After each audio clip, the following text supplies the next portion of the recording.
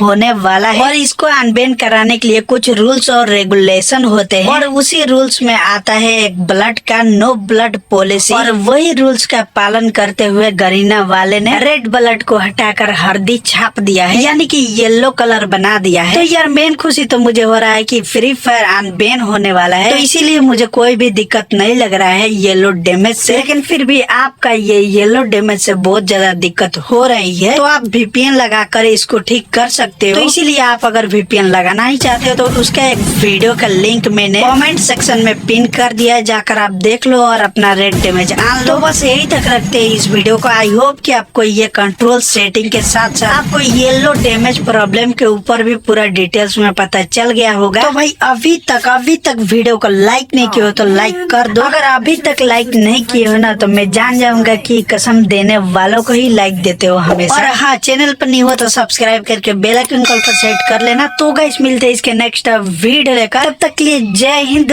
Vande Mataram.